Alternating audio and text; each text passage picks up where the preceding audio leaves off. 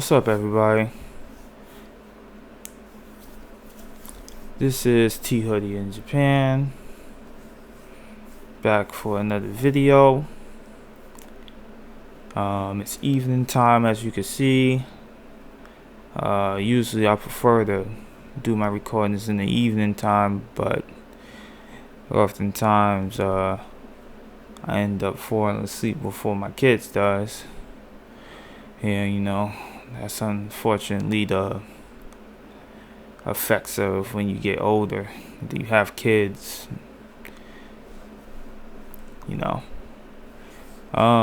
but so this is probably what, fourth, fifth, sixth video.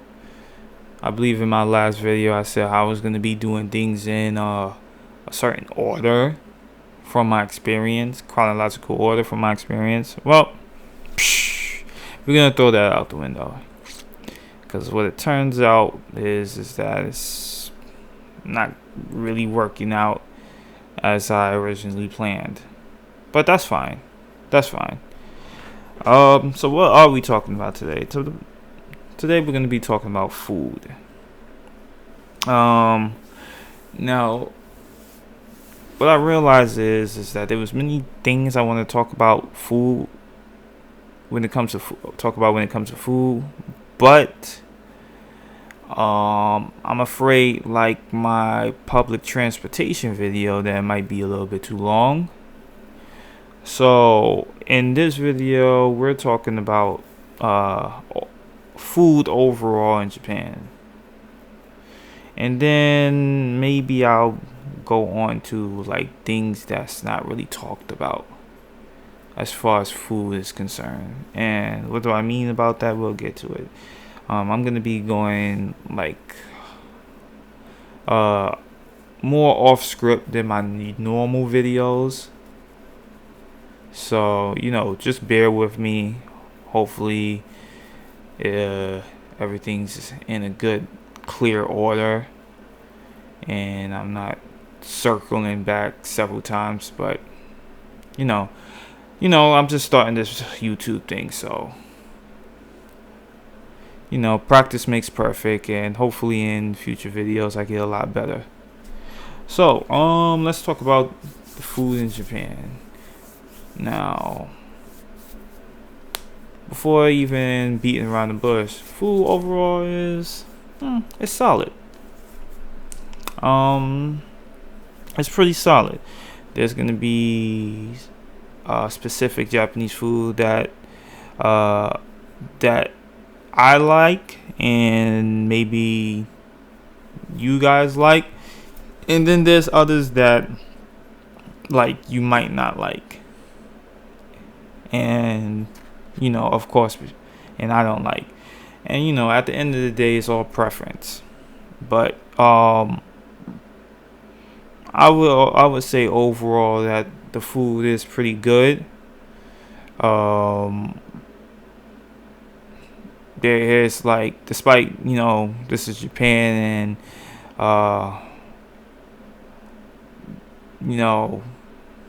we're focusing on just Japanese food right now.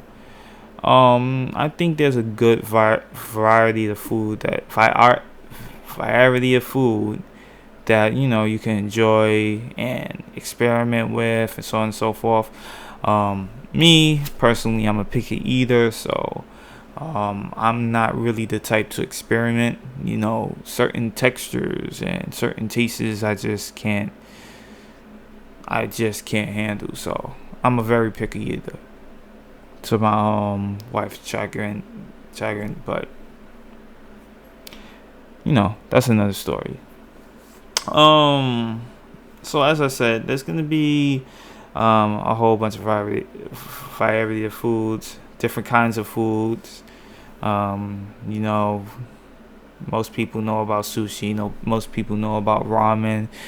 So there's gonna be those stuff, and then you're going to also have a lot of the more weird stuff that you might or might not decide to try.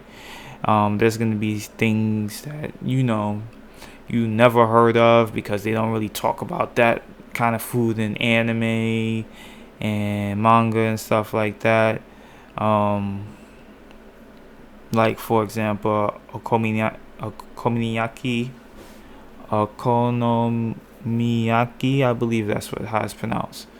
Um, and in another video, I explained those kind of foods and stuff. But you know, like I said, you're gonna enjoy it, some of them, and some things you're not. But let's put just like specific Japanese foods to the side. What about just overall eating, whether it's cooked food at the home by your wife, if you have a Japanese wife, or someone who cooks Japanese food, or you go to a restaurant, or it's just going to your everyday konbini, or rather convenience store, such as 7-Eleven, Lawson, Mini Stop, Family Mart, and so on and so forth. I would say, like, let's start with like konbini food. First and foremost, I want to get this out of the way, because a lot of people believe that everything Japanese make is healthy. Yeah, don't believe everything you hear. Granted, it might be in some ways more healthier than American food. That might be a little bit too greasy, too much sugar, and so on and so forth. But there are things that you do need to watch out for. Japanese do often cook a lot of fried food, and no matter how you put it, fried food is often not the best food to eat when it's concerning your health. So, at the end of the day, fried food is still fried food. There's also, especially in the convenies, a lot of the bentos, and that might have chemicals that even America bans, because it causes some harm to the body. Not instantly, but if you take too much of it, it can potentially do some harm. That's why, like, since last year or the year before, I definitely start cutting down on the bentos and the convenies, because at one point I used to like buy them every day, until I heard that information. So, but as long as you eat them moderately, you should be fine. They do have a good variety of food, whether it be the bentos, whether it be the onigiris, the rice balls, or they have also salad, and then other stuff like that. So that's talking about the convenience. What about, for example, you're going to a restaurant, or even like a fast food restaurant? There's not many. I don't know if there's many fast food restaurants that's like exclusive to Japan. There's Moss Burger, but honestly, I never cared about Moss Burger. It never really impressed me. There's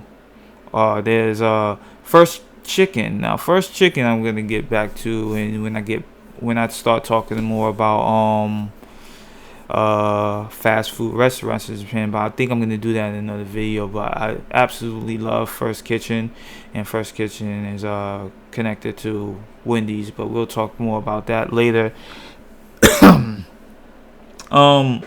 So there's another one that I forgot.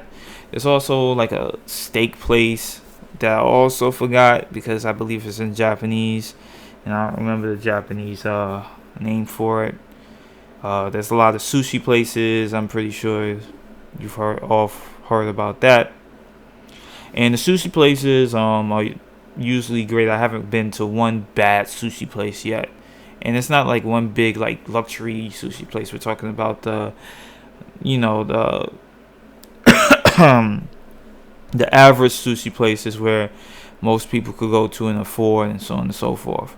And they're all pretty good. I never had any problems with any one of those. Um, so other than that, uh, yeah, let's talk about how about the cost. The cost. Here's an interesting thing about let's move back a little bit. Let's talk about the meat first. Do understand that when you come to Japan, there's not going to be a lot of meat. You go to any restaurant, they're not going to be providing you a lot of meat. What typically happens, especially in Japan, is that you're going to be getting a little bit of rice. I mean, not a little bit of rice, a little bit of meat, some vegetables, but most of your meal is going to be filled with rice. This is the way of the Japanese. Japanese just consumes white rice. And in my opinion, I just believe it's just in their way to fill themselves up. Like us Americans, we want to eat the most tasty cuisines. We want tasting out hamburgers. We want tasting out macaroni and cheese. Even in our rice, I think most people, I think maybe I'm wrong, but I feel like most people prefer like brown rice or yellow rice or fried rice.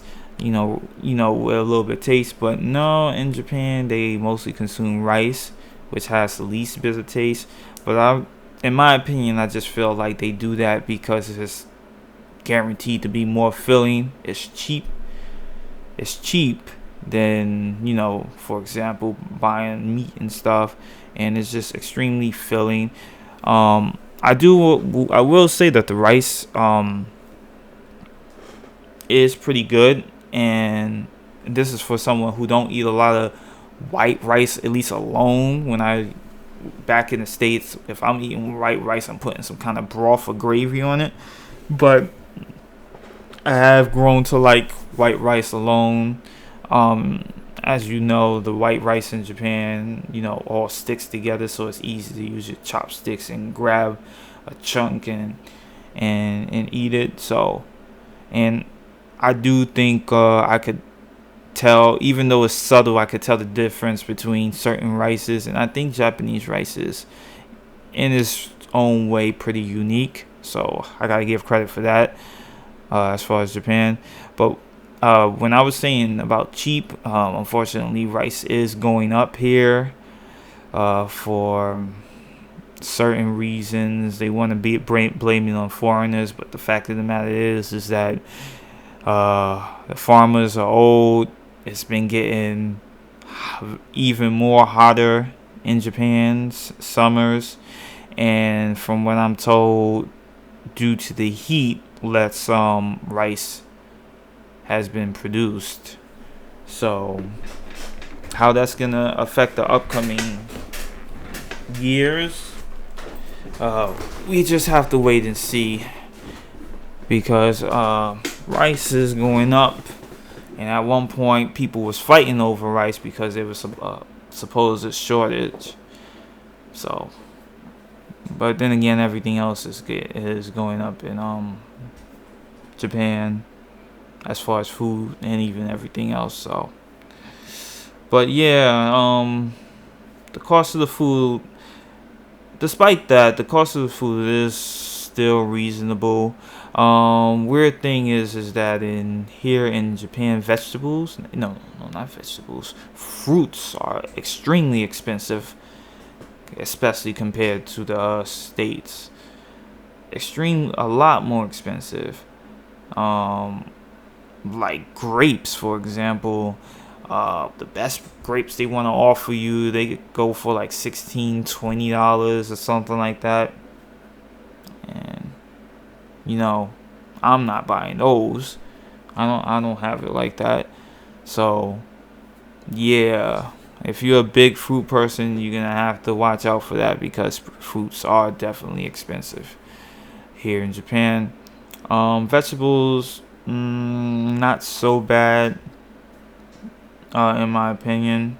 Um, Fish, of course, because it's Japan, and Japan is an island. There's a lot of fish, but the fish is in a way still expensive, and even with the fish, it's not as like plentiful. Um, Similar to the meat, you're not gonna really get a lot of it. Um, but maybe it would be more. You would get more fish than you would get more meat. Other than that, I mean, I guess we could talk about drinks. Drinks are. Well, first and foremost, there's a lot of tea here in Japan. So if you're a big tea person, then you're gonna enjoy Japan. Me, I'm not. Never been much of a tea person. I do plan to drink more tea in the future, but there's some tea that I just really can't get into. For example, like the barley tea, the mocha, like it just tastes like uh somewhat bitter water, and if that's the case, then I might as well drink water, which I always have drink plenty of water. Uh, so so yeah, there's gonna be a lot of tea when you come to Japan. You're also, but other than that, you got your juice. They got plenty of juice if you want to drink juice. They got plenty of American sodas. They got the American sodas like the Sprite and the Coke and the Pepsi. Even got the Dr. Pepper, the Mountain Dew. Of course, they got Sprite. Now, if you want to get all those special flavors, like for example, I don't know if they have the Sprite remix. I know those come and go in the States, but you're never gonna get anything like that. However, Japan do also have its own sodas and also drinks, and I do find a lot of their sodas and drinks to be pretty good. Like for me, I like bitter tastes. I like not bitter. I like tangy, sour tastes. So that means I like grapefruit juice and lemon juice and stuff like that. And then sometimes they come up with a soda with grapefruit juice and grapefruit soda, the lemon soda, something like that. The only problem with that, and this is one of the big things that bothers me about Japan, is that they're limited time. I don't know what's up with Japan and this limited time. It gets on my nerves because a lot of the best drinks that they have is limited time, and I guess I understand why. I guess, assuming that they actually need the specific fruits to give it that flavor, assuming that it's authentic and they're using actual fruit to make that flavor, and those fruits only grow within a certain part of the year, then I guess it's kind of understandable, but it still kind of grinds my gear because, like I said, a lot of the best drinks are limited time. But no. Is there anything else I'm missing after that? Probably, but I'm pretty sure it could be added in one of my other food talking videos, because there's other things to talk about, and I'm almost hitting 20 minutes on this, so we're gonna end it right there. That's exactly what we're gonna do. So this is T Hoodie in Japan. Hi to any future subscribers that I get. So thanks for watching. Hope you enjoy. If not, try again next time. Okay, peace out.